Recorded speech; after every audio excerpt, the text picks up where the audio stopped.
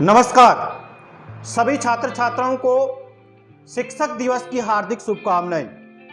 प्यारे छात्र छात्राओं, हम शिक्षक दिवस प्रत्येक वर्ष 5 सितंबर को मनाते हैं, क्योंकि 5 सितंबर को डॉक्टर सर्वपल्ली जी राधाकृष्णन जी का जन्म हुआ था। ये एक शिक्षक थे। तभी सभी विद्यार्थी एक दिन डॉक्टर सर्वपल्ली से जाकर निवेदन करने लगे कि हम आपका जन्मदिन मनाना चाहते हैं। तब डॉक्टर सर्वपल्ली जी ने कहा कि ये जन्मदिन आप मेरा मनाना चाहते हो, लेकिन मैं आपको मेरा जन्मदिन मनाने की अनुमति न देके मैं ये कहना चाहूँगा कि यह जन्मदिन एक शिक्षक दिवस के रूप में मनाया जाए, जिससे जो भी शिक्षक हैं उनका मान सम्मान बना रहे, क्योंकि विद्यार्थियों का बहुत लगाव था इनके प्रति और इनका भी विद्यार्थियों के प्रति लगाव था। ये विद्यार्थियों को कभी दूसरा नहीं समझते थे, उनसे कर्तव्यनिष्ठा से अच्छे संस्कार डालने का काम डॉक्टर सर्वपल्ली जी करते थे। तभी से ये परंपरा 5 सितंबर से पड़ी, क्योंकि हम शिक्षक दिवस 5 सितंबर को मनाते हैं। दोस्तों, शिक्षक दिवस मनाने का मतलब ये नहीं था कि उनका जन्म था। शिक्षक दिवस से उनका मनवाने का मतलब ये था कि इससे विद्यार्थियों को सीखने को मिले, शिक्षकों को सीखने को मिले, क्योंकि विद्यार्थी की नींव का आधार, विद्यार्थी का निर्माता, राष्ट्र का निर्माता एक शिक्षक को माना गया है कि एक शिक्षक के द्वारा पढ़ाया हुआ विद्यार्थी किस प्रकार का काम करता है, क्योंकि शिक्षक के द्वारा जो संस्कार दिए जाते हैं उनसे बच्चों के संस्कार डेवलपमेंट होते हैं। लेकिन ये नहीं है कि वो शिक्षक से सीखे, कोई भी हो जिससे भी हमारे को सीखने की क्षमता हो, जो भी हमारे को सिखाता हो, किसी भी प्रकार का अच्छा कार्य सिखाने का काम करता हो, वो भी हमारे को शिक्षा दे रहा है, इसलिए वो भी हमारे लिए शिक्षक है। तो प्यारे विद्यार्थियों, शिक्षक एक हमारा ऐसा मार्गदर्शक होता है जिसके मार्ग पर चलने से हमारे को कठिनाइयां आते हुए भी वो मार्ग सुलभ हो जाता है।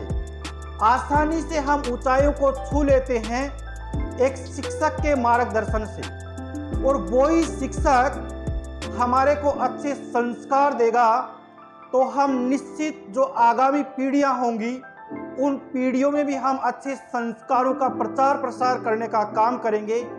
हम शिक्षक से ही सीखते हैं। सबसे पहले हमारे माता पिता सिखाते हैं, उनके बाद जो हम सीखते हैं, जो हमारी नींव का पत्थर रखने का काम किया जाता है, वो एक शिक्षक का होता है कि शिक्षक हमारे को किस प्रकार से संस्कार देने का काम कर रहा है, किस प्रकार से पाठ्यक्रम पढ़ाने का तौर तरीका क्या है, किस प्रकार से हमारे को आगे बढ़ाने का प्रयास कर रहा है। उसी के माध्यम से हम एक शिक्षक को आदर्श मानते हैं और उस शिक्षक को आदर्श मान के उसके मार्गदर्शन पर चलकर हम निश्चित रूप से सफल होते हैं। हमारे मार्ग में लाख कठिनाइयां भी आएं, लेकिन एक अच्छे शिक्षक के मार्गदर्शन से वो सभी कठिनाइयां बहुत आसानी से सुलझ जाती हैं, हमारे को पता भी नहीं लगता है। तो ये होता है शिक्षक का मार्गदर्शक। लेकिन प्यारे विद्यार्थियों, शिक्षक और छात्र छात्राओं का एक ऐसा कॉम्बिनेशन हो, उनमें लगाव हो, मित्रवत व्यवहार हो। मित्रवत व्यवहार का मतलब कि एक शिक्षक से विद्यार्थी आसानी से प्रश्न पूछ सके और शिक्षक उस प्रश्न का उत्तर दे सके, जिससे दोनों का रास्ता एक सुलभ हो। दोनों की डिफिकल्टाएं, जो बोलने की समस्याएं जो उत्पन्न हो रही थी, वो आसानी से सुलझ जाए और दोनों को, यानी कि इस प्रकार से शिक्षक और शिष्य दोनों मिलकर किसी भी प्रकार से कोई कार्य करेंगे और उसको समझने का प्रयास करेंगे तो निश्चित हमारे देश का जो सपना हमारे पूर्वजों ने लिया था वो साकार होगा। लेकिन आज के युग की जो मैं कहानी बता रहा हूं आपको कि आज हम शिक्षक दिवस मना रहे हैं, शिक्षकों का सम्मान शिक्षक दिवस के ऊपर करते हैं, वो केवल हमारी औपचारिकता है। केवल ये मानते हैं कि शिक्षक है, पढ़ाता है, ठीक है, लेकिन हमारी उसके प्रति इतनी रुचि नहीं है। और शिक्षक की भी विद्यार्थियों के प्रति इतनी रुचि नहीं है। वो उसको कुमार्ग से सतमार्ग पर ले जाने का प्रयास एक दो बार करता है, फिर वो विद्यार्थी नहीं मानता है तो छोड़ देता है। नहीं, शिक्षक को बार बार प्रयास करना चाहिए कि किसी न किसी प्रकार से इसको हम सही मार्ग पर लेकर आएं। आज का क्या है कि आज हमारी शिक्षा प्रणाली है वो अच्छी नहीं है। वो शिक्षा प्रणाली हमारी विदेशियों की प्रणाली है, जिससे शिक्षक और विद्यार्थियों का जो संबंध है वो धीरे धीरे कम होता जा रहा है, क्योंकि हमारे पाठ्यक्रम इस प्रकार के हैं जिसमें कोई संस्कार नहीं है। शिक्षकों का मतलब ये रह गया है केवल किताबी ज्ञान देना, किताबों को पढ़ाना, कोई भी आंतरिक और बाह्य ज्ञान देने का प्रयास शिक्षक भी नहीं करता है और विद्यार्थी भी उसको सीखने का प्रयास नहीं करते हैं। तो ऐसी स्थिति में दोनों में दूरियां होंगी तो विद्यार्थी निश्चित रूप से यानी कि अच्छे संस्कार न सीखकर वो इस प्रकार से खराब संस्कार सीखने का काम करेगा, क्योंकि विद्यार्थी में बचपना होता है, उसमें बुद्धि का विकास इतना नहीं होता है, क्योंकि वो धीरे धीरे जैसे विकसित होगा, 25 वर्ष की उम्र जब पार करेगा तब पूर्ण तरीके से वो सोचेगा और समझेगा कि शिक्षक हमारे को सही तरीके से पढ़ा रहा था, हमारे को आगे बढ़ने के तरीके बता रहा था, लेकिन हमने नहीं सुने, तो इस प्रकार से वो पीछे रह जाता है। तो इसी प्रकार से प्रत्येक यानी कि हमारे को शिक्षक की बात सुननी चाहिए, मनन करना चाहिए कि वो शिक्षक हमारे को कहाँ तक सही तरीके से बताया है, किस प्रकार से हमारे ये जीवन में ये जो बातें बता रहा है ये काम आएंगी या नहीं आएंगी, सुनना बहुत जरूरी है। बात सुनने का हर किसी की सुनो आप, लेकिन उस पर मनन करो कि इसमें अच्छाई क्या है और बुराई क्या है। तो विद्यार्थियों, शिक्षक दिवस पर ये बात आप सीखो कि हमारे को हमारे माता पिता, हमारे शिक्षकों का, हमारे बड़े गांव समाज के लोगों का सम्मान करना चाहिए, क्योंकि झुकता वही है जिसको ज्ञान प्राप्त है, झुकेगा वही जो कुछ देना चाहता है, और जो इस प्रकार से खड़ा रहेगा, खजूर का पेड़ कभी झुकता नहीं है, क्योंकि वो क्या देगा अपने को। विनम्रता जिस व्यक्ति में होगी वो निश्चित झुकेगा। बादल तब झुकते हैं जब वर्षा होती है। तो इस बात को नोट करना, आप ये मत सोचना कि ये व्यक्ति अपने आगे झुक रहा है इसका मतलब बहुत छोटा है, वो बहुत बड़ा व्यक्ति है। जो झुकने का काम करता है वो कभी छोटा नहीं हो सकता है। वो व्यक्ति छोटा है जो कभी झुकने का काम नहीं करता है। इसलिए उनसे शिक्षा लें, जानवरों से भी हमारे को सीखने के लिए मिलता है। तो इस प्रकार से हम एजुकेशन की बात करें तो आज शिक्षा प्रणाली से यानी कि हम आगे बढ़ सकते हैं। शिक्षा एक ऐसी चीज है, एजुकेशन, जिससे हमारा कोई रास्ता रुक नहीं सकता।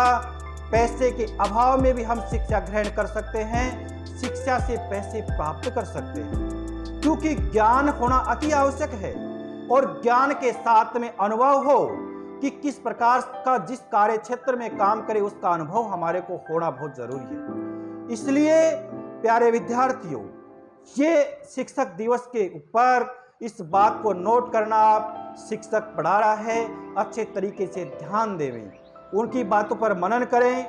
ये नहीं है कि आप जाके बैठ गए, सारा लेकर बैठ गए, शिक्षक क्या पढ़ा रहा है, कोई मतलब नहीं है। शिक्षक का कुछ भी नहीं बिगड़ेगा, जीवन आपका बिगड़ता जा रहा है। शिक्षक आपको कुछ बोल नहीं रहा, इसका मतलब आप ये समझ रहे हैं कि ये हमारे को कुछ नहीं बोल रहे, इसका मतलब भय नहीं। भय उनको नहीं है, उनको भय ये है कि ये बर्बादी के रास्ते पर जा रहा है, इसलिए इसको क्या कहेंगे, इसमें अच्छे संस्कार नहीं हैं, इनके माता पिताओं ने ऐसे ही सिखाया है। तब शिक्षक ये बात करके क्लास से चला जाएगा और आपका जीवन बिगड़ जाएगा। इसलिए प्रत्येक शिक्षक को महत्व दें, उनकी बात को ध्यान पर तरीके से सुने, सभी का सम्मान करें, क्योंकि सरकार कभी नहीं चाहती है कि आप पढ़ें। सरकार हमेशा ये चाहती है, राजनेता हमेशा ये चाहते हैं कि हमारे आने वाले बच्चे ही पढ़ें, इनके बच्चे नहीं पढ़ें, गरीब का बच्चा नहीं पढ़े। उसके लिए आप जानते हो भली भांति कि इन्होंने क्या स्कीम लगाई है। यानी कि पहले ये काम कर दिया इन्होंने, विदेशों में मिलकर 8वीं तक किसी को फेल नहीं किया जाएगा। जब विद्यार्थी 8वीं तक फेल नहीं किया जाएगा तो उसकी नींव कमजोर होगी और वो पास हो जाएगा, प्राइवेट में हो या सरकारी में, प्राइवेट वाले पैसे कमा लेंगे। इस प्रकार से उसका जीवन वहीं पर रुक जाएगा। वहां पर राजनेताओं के बच्चे पढ़ लेंगे अच्छे अच्छे बढ़िया इंस्टीट्यूट में, और गरीब का बच्चा नहीं पढ़ेगा। उसके बाद इन लोगों ने ऐसी स्कीम लगा दी, पोषाहार की व्यवस्था की जाए, दूध की व्यवस्था की जाए, जिससे बच्चे खा पी के यानी कि आगे नहीं बढ़े, पढ़ाई में इनका कोई ध्यान नहीं रहे, केवल खाने पीने पर रहे और ये बर्बाद हो जाए। फिर इन्होंने ये स्कीम लगा दी कि ऐसे एमजीएस विद्यालय इन्होंने खोल दिए, कोई भी बच्चा न तो अंग्रेजी बोलेगा न हिंदी बोलेगा, और वो बच्चा एक बर्बाद हो जाएगा और वो न पढ़ पाएगा, न वो प्राइवेट में जाएगा न वो सरकारी में जाएगा। इन्होंने पूरे ढांचे को, पूरे राज्य को, पूरे क्षेत्र को इस प्रकार से ये राजनेता बर्बाद करने का काम कर रहे हैं। तो आप लोग ये ध्यान दें, आपके लिए कोई उपयोगी चीज नहीं है। आज भी देखो, मैं आपको ये कह रहा हूं, आज ये फ्री के इस प्रकार से पैकेट बांटने का काम कर रहे हैं, फ्री में मोबाइल बांटने का काम कर रहे हैं। इन लोगों का यही ध्येय है कि बच्चे मोबाइलों पे ध्यान लगा लें, बच्चे किसी प्रकार से अभिभावक जो है इनको कुछ नहीं बोलें और ये पढ़ाई को छोड़ दें। और पढ़ाई को छोड़ देंगे तो आवाज उठाने वाला कोई नहीं बचेगा, केवल हम लोग रहेंगे, हमारे बच्चे शासन करेंगे और ये इस प्रकार से बर्बादी की अवस्था में चले जाएंगे और ये देश और ये राज्य इस प्रकार से निरक्षर हो जाए, जिससे हमारा ही शासन हो, हम ही बोल सके, हमारे बच्चे ही बोल सकें। कोई भी गरीब व्यक्ति, कोई भी पढ़ा लिखा व्यक्ति नहीं इस प्रकार से आवाज नहीं उठा सके और उसकी आवाज को दबा दिया जाए। तो इस प्रकार से विद्यार्थियों ध्यान दें, आप सुने और समझे, इस पर विचार करें कि जो भी योजनाएं हैं वो सब हमारे नुकसानदेह हैं। हमारे लिए कोई फायदे की योजना सरकार लेकर नहीं आती है, केवल हमारे को पीछे हटाने का काम सभी सरकारें करती आ रही हैं। इसलिए ध्यानपूर्वक तरीके से पढ़ें, सभी का सम्मान करें, चाहे बड़ा हो छोटा हो। धन्यवाद।